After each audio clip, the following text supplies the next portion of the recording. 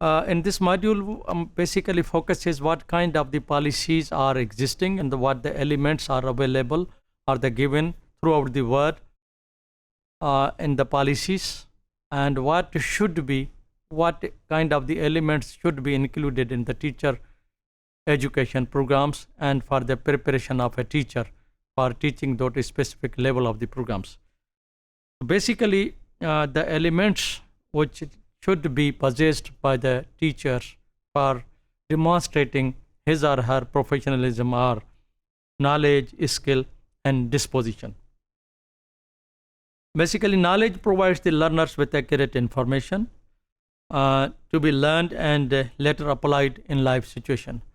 With knowledge we take from the textbooks on the basis of the experiences of the seniors and the society, and desirable content to be inculcated into the students and the future generations is recorded through the books, is reflected in the textbooks, and the teacher should have command over the knowledge so that he or she can transfer that kind of the knowledge to the students. And other one is skill. It refers to the pedagogy of the teaching. In knowledge we say what to teach, and in pedagogy we say how to teach. The method, that is method of the instruction that pique students' interest and make the learning meaningful and memorable. If the skills of the teachers are not well advanced and not appropriately built, he or she would not be able to transfer the level of the knowledge he or she is possessing. So no matter what quantum of the knowledge is possessed by the teacher, but if one is deficient of the skills, he would not be able to transfer efficiently and effectively, and that type of the whole exercise would be no result. And the third one is disposition. Basically knowledge, skills, and disposition, and this is the third element desired for the professional development of a teacher. And that the dispositions are commonly the aspect of the teacher preparation that addresses what is viewed as professionalism. What kind of the attitudes should the teacher should have, and what way teacher should possess. What are the expectation of the students from the teachers? What are the expectation of the institution? The teacher professionalism is divided into three categories: professional parameters, professional behaviors, and professional responsibilities. And the professional parameters are like what are the requirement of the local area, requirement of the state or province, and the federal laws that are necessary to be learned by the teachers to perform his or her duties. And second one is professional behavior. And behavior is known as the observable action. If my things are observable, that becomes the behavior. And those behaviors are maintaining appropriate relationship with the students, how a teacher is developing relation with the students, parents, and the colleagues, and modeling the appearance and attitudes of a profession and promptness. For example, the teacher should be in what kind of the clothing, what kind of the dresses, etc. This depends and varies from profession to profession. And third one is professional responsibilities.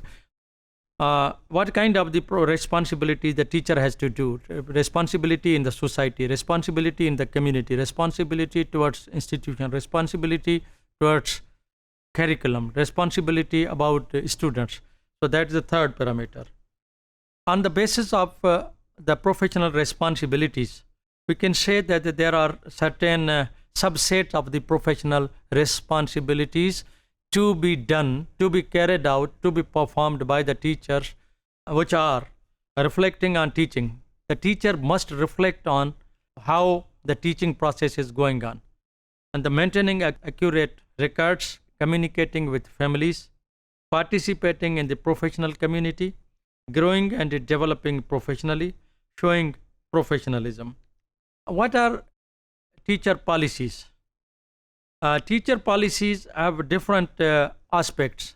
How the teachers are supposed to be appointed, how the teachers are performing, how the teachers are evaluated, what is the progression aspect of the teachers.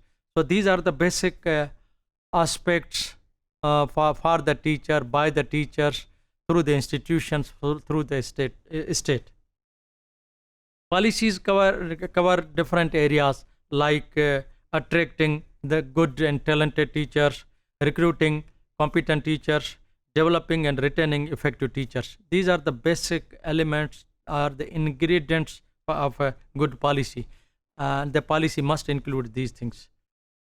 Policies are classified into 5 main domains. Number 1, policies related to the preparation and the development of the teachers, what kind of the teachers we need and what kind of the further qualification or the competency the teacher should have.